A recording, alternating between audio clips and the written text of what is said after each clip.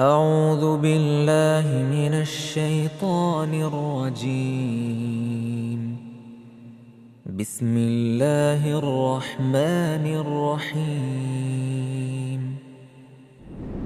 الحمد لله الذي أنزل على عبده الكتاب ولم يجعل له عوجا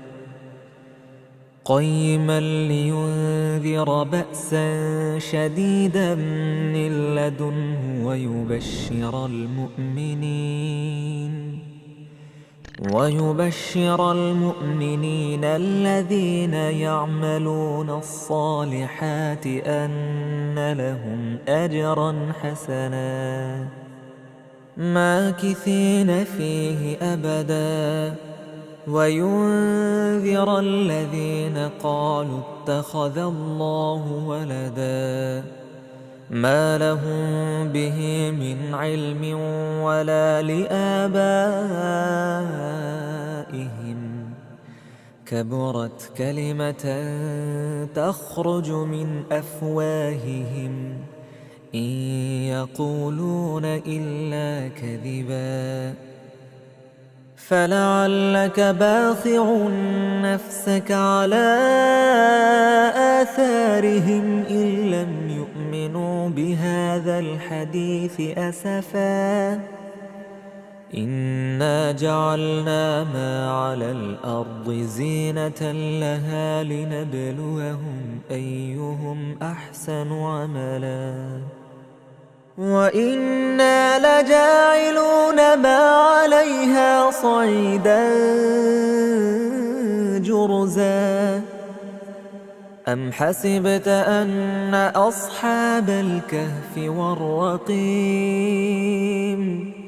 كانوا من آياتنا عجبا إذ أوى الفتية إلى الكهف فقالوا ربنا آتنا من لدنك رحمة وهيئ لنا من أمرنا رشدا فضربنا على آذانهم في الكهف سنين عددا ثم بعثناهم لنعلم أي الحزبين أحصى لما لبثوا أمدا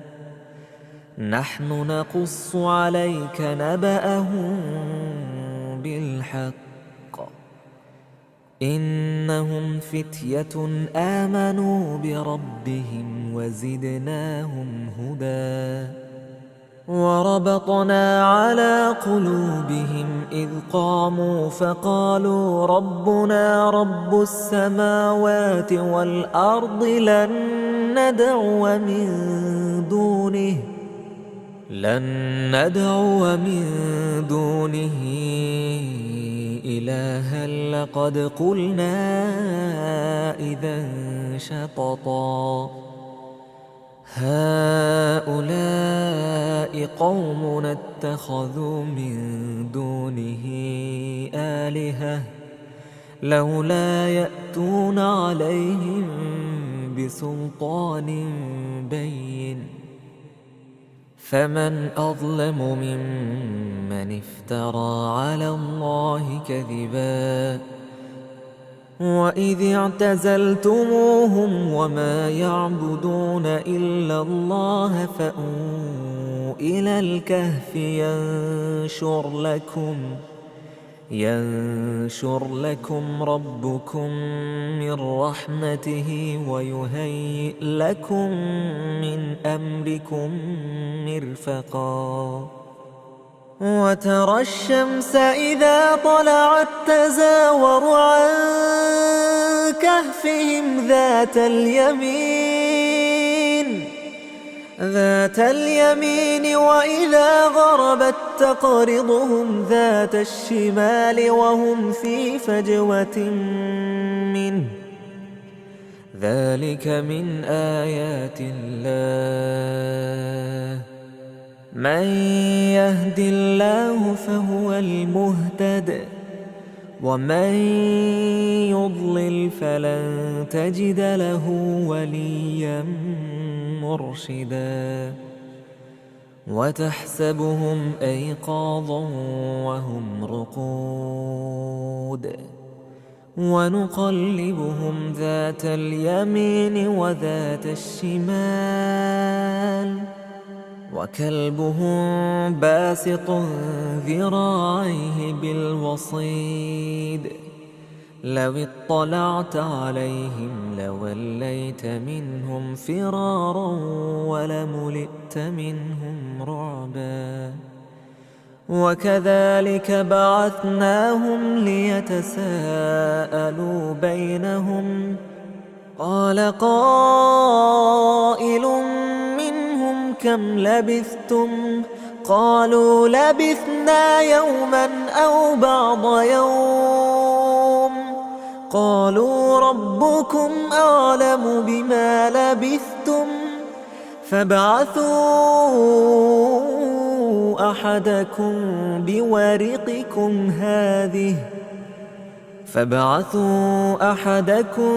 بورقكم هذه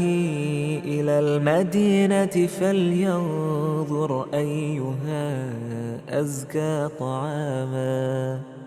فلينظر أيها أزكى طعاما فليأتكم برزق منه وليتلطف ولا يشعرن بكم أحدا إنهم إن يظهروا عليكم يرجموكم أو يعيدوكم في ملتهم ولن تفلحوا إذا أبدا وكذلك أعثرنا عليهم ليعلموا أن وعد الله حق وأن الساعة لا ريب فيها إذ يتنازعون بينهم أمرهم فقالوا ابنوا عليهم بنيانا ربهم أعلم بهم قال الذين غلبوا على أمرهم لنتخذن عليهم مسجدا سيقولون ثلاثة رابعهم كلبهم ويقولون خمسة سادسهم كلبهم رجما بالغيب ويقولون سبعة وثامنهم كلبهم قل ربي أعلم بعدتهم ما يعلمهم إلا قليل فلا تمار فيهم إلا مراء ظاهرا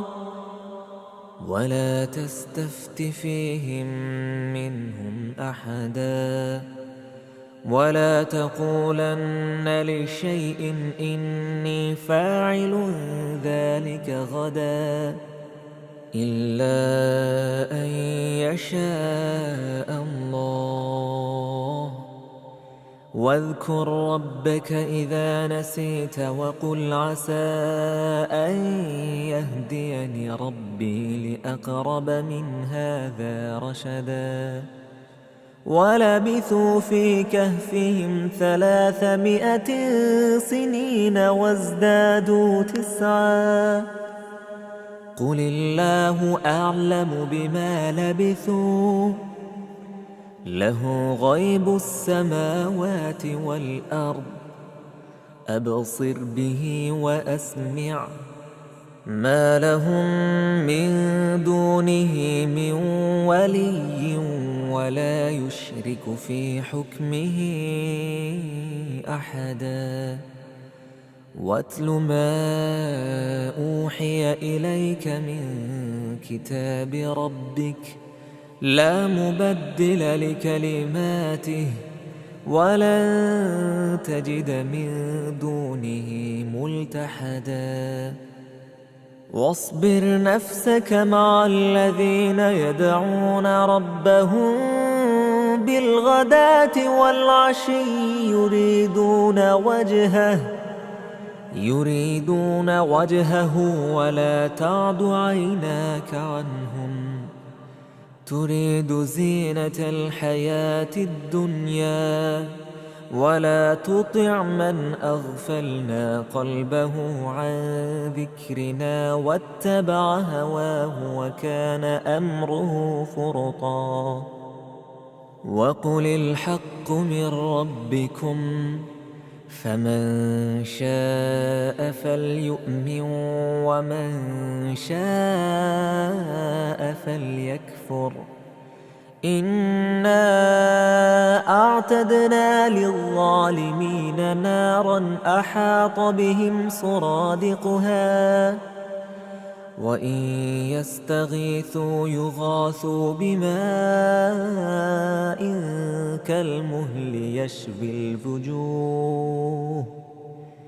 بئس الشراب وساءت مرتفقا إن الذين آمنوا وعملوا الصالحات إنا لا نضيع أجر من أحسن عملا أولئك لهم جنات عدن تجري من تحتها الأنهار يحلون فيها من أساور من ذهب ويلبسون ثيابا خضرا من سندس وإستبرق متكئين فيها على الأرائك نعم الثواب وحسنت مرتفقا واضرب لهم مثلا الرجلين جعلنا لأحدهما جنتين من أعناب وحففناهما بنخل وجعلنا بينهما زرعا كلتا الجنتين آتت أكلها ولم تظلم منه شيئا وفجرنا خلالهما نهرا وكان له ثمر فقال لصاحبه وهو يحاوره أنا أكثر منك مالا وأعز نفرا ودخل جنته وهو ظالم لنفسه قال ما أظن أن تبيد هذه أبدا وما أظن الساعة قائمة ولئن رددت إلى ربي لأجدن خيرا منها منقلبا قال له صاحبه وهو يحاوره أكفرت بالذي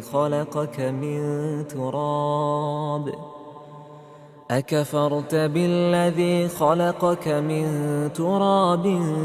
ثم من نطفة ثم سواك رجلا لكن هو الله ربي ولا أشرك بربي أحدا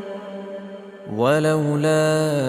إذ دخلت جنتك قلت ما شاء الله لا قوة إلا بالله إن ترني أنا أقل منك مالا وولدا فعسى ربي أن يؤتيني خيرا من جنتك ويرسل عليها حسبانا من السماء فتصبح صعيدا زلقا أو يصبح ماؤها غورا فلن تستطيع له طلبا وأحيط بثمره فأصبح يقلب كفيه على ما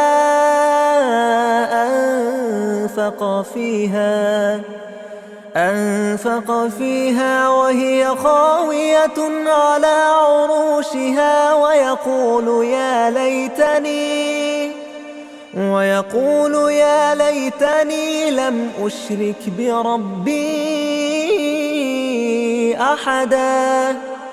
ولم تكن له فئة ينصرونه من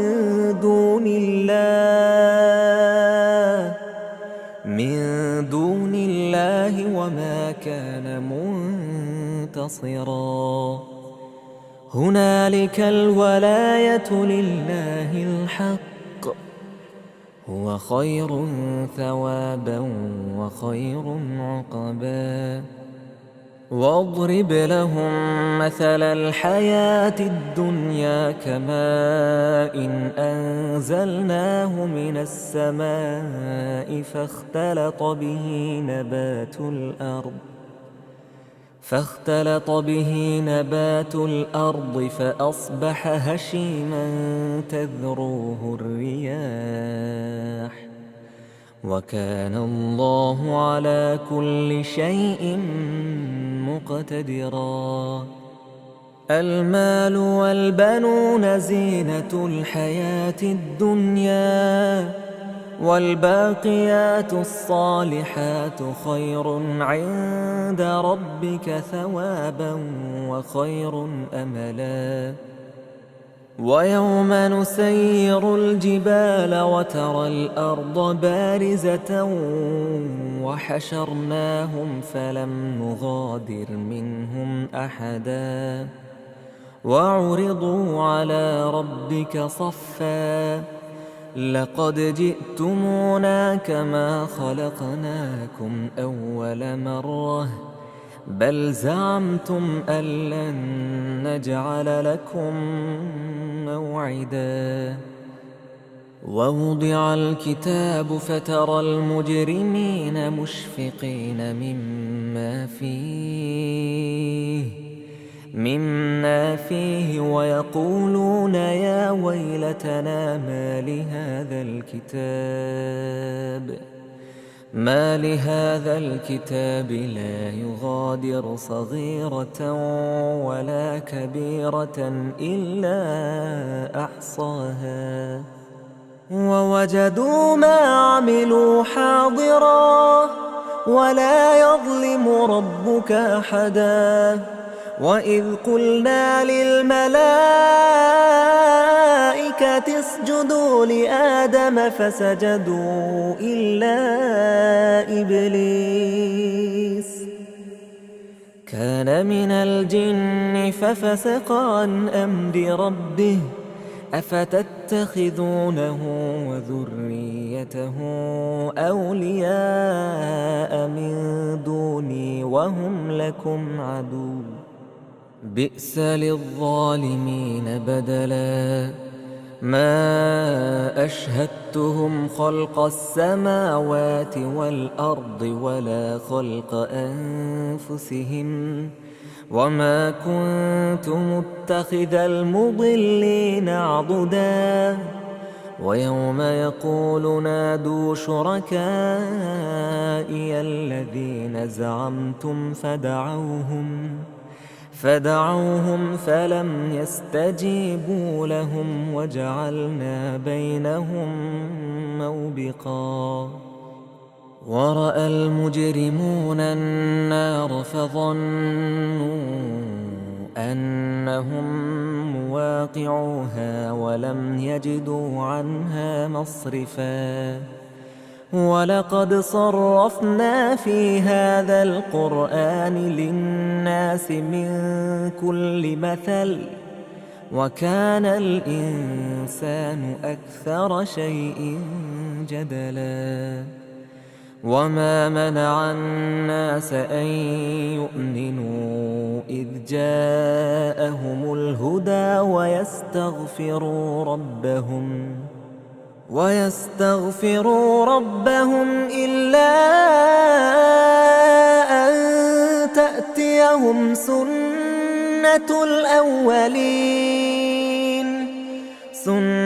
الأولين أو يأتيهم العذاب قبلا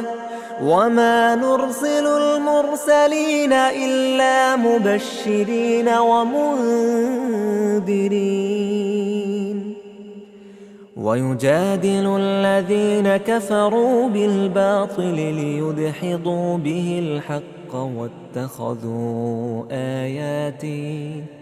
واتخذوا آياتي وما أنذروا هزوا ومن أظلم ممن ذكر بآيات ربه فأعرض عنها ونسي ما قدمت يداه إنا جعلنا على قلوبهم أكنة أن يفقهوه وفي آذانهم وقرا وإن تدعوهم إلى الهدى فلن يهتدوا إذن أبدا وربك الغفور ذو الرحمة لو يؤاخذهم بما كسبوا لعجل لهم العذاب بل لهم موعد لن يجدوا من دونه موئلا وتلك القرى أهلكناهم لما ظلموا وجعلنا لمهلكهم موعدا وإذ قال موسى لفتاه لا أبرح حتى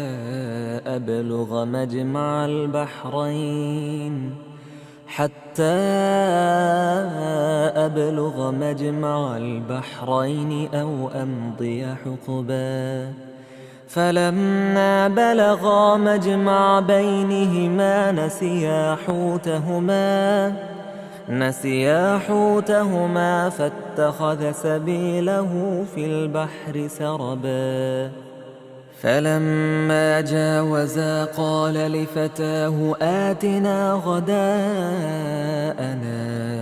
لقد لقينا من سفرنا هذا نصبا قال أرأيت إذ أوينا إلى الصخرة فإني نسيت الحوت وما أنسانيه إلا الشيطان أن أذكره واتخذ سبيله في البحر عجبا قال ذلك ما كنا نبغ فارتدا على آثارهما قصصا فوجدا عبدا من عبادنا آتيناه رحمة من عندنا وعلمناه من لدنا علما قال له موسى هل أتبعك على أن تعلمني مما علمت رشدا قال إنك لن تستطيع معي صبرا وكيف تصبر على ما لم تحط به خبرا قال ستجدني إن شاء الله صابرا ولا أعصي لك أمرا قال فإن اتبعتني فلا تسألني عن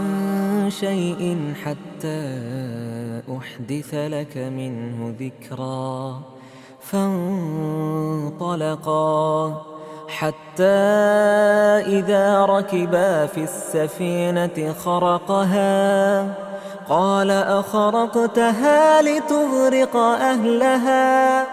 لقد جئت شيئا إمرا قال ألم أقل إنك لن تستطيع معي صبرا قال لا تؤاخذني بما نسيت ولا ترهقني من أمري عسرا فانطلقا حتى إذا لقيا غلاما فقتله قال أقتلت نفسا زكية بغير نفس لقد جئت شيئا نكرا قال ألم أقل لك إنك لن تستطيع معي صبرا قال إن سألتك عن شيء بعدها فلا تصاحبني قد بلغت من لدني عذرا فانطلقا حتى إذا أتيا أهل قرية استطعما أهلها فأبوا أن يضيفوهما فوجدا فيها جدارا يريد أن ينقض فأقامه قال لو شئت لاتخذت عليه أجرا قال هذا فراق بيني وبينك سأنبئك بتأويل ما لم تستطع عليه صبرا أما السفينة فكانت لمساكين يعملون في البحر فأردت أن أعيبها وكان وراءهم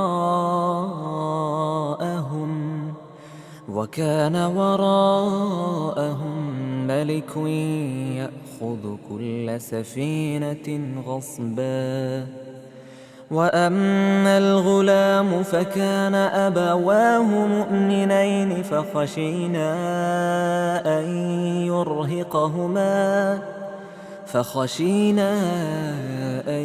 يرهقهما طغيانا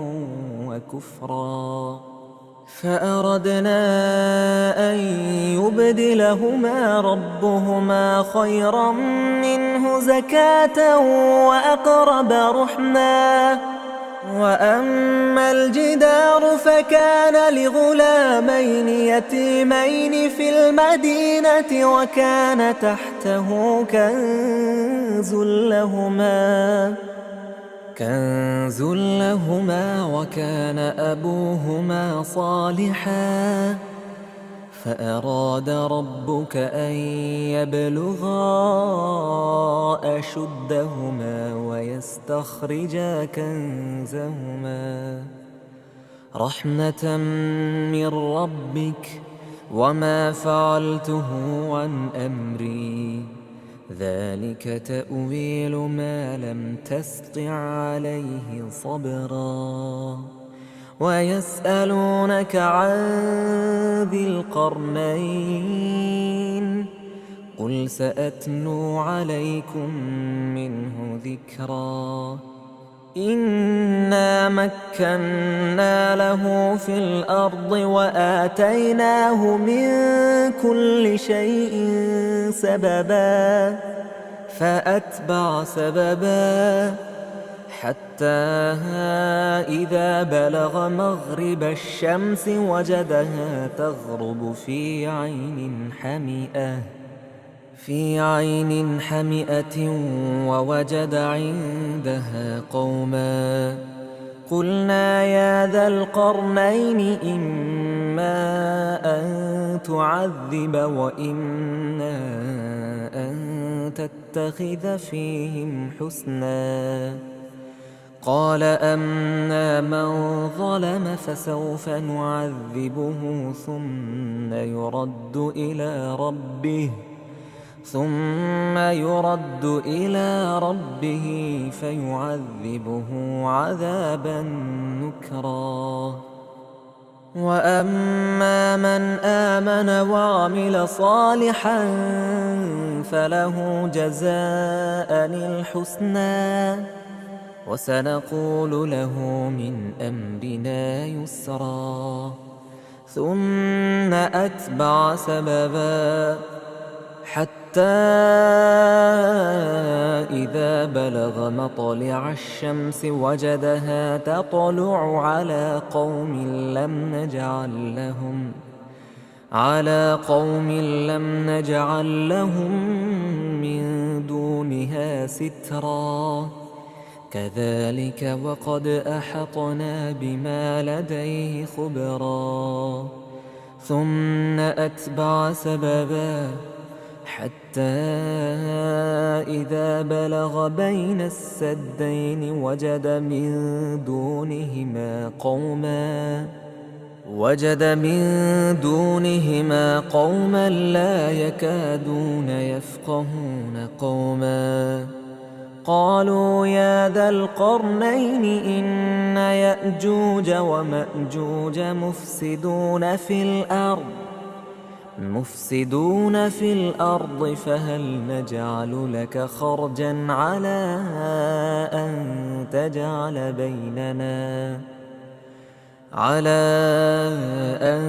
تجعل بيننا وبينهم سدا. قال ما مكني فيه ربي خير فأعينوني بقوة أجعل بينكم وبينهم ردما. آتوني زبر الحديد حتى إذا ساوى بين الصدفين قال انفخوا حتى إذا جعله نارا قال آتوني أفرغ عليه قطرا. فما استطاعوا أن يظهروه وما استطاعوا له نقبا. قال هذا رحمة من ربي فإذا جاء وعد ربي جعله دكا وكان وعد ربي حقا. وتركنا بعضهم يومئذ يموج في بعض ونفخ في الصور فجمعناهم جمعا. وعرضنا جهنم يومئذ للكافرين عرضا. الذين كانت أعينهم في غطاء عن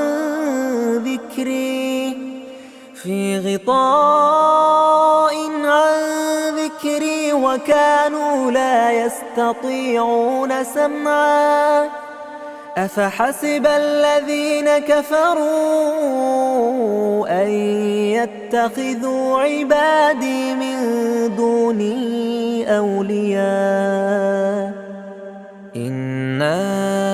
أعتدنا جهنم للكافرين نزلا.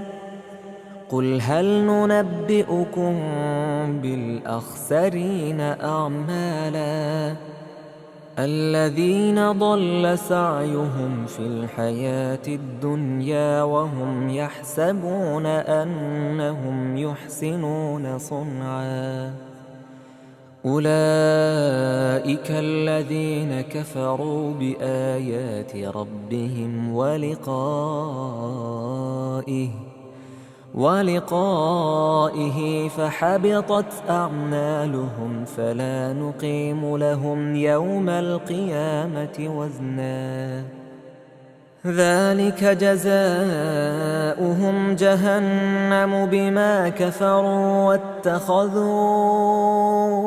آياتي ورسلي هزوا. إن الذين آمنوا وعملوا الصالحات كانت لهم جنات الفردوس نزلا خالدين فيها لا يبغون عنها حولا قل لو كان البحر مدادا لكلمات ربي لنفد البحر قبل أن تنفد كلمات ربي ولو جئنا بمثله مددا قل إنما أنا بشر مثلكم يوحى إلي أنما إلهكم إله واحد فمن كان يرجو لقاء ربه فليعمل عملا صالحا ولا يشرك بعبادة ربه أحدا.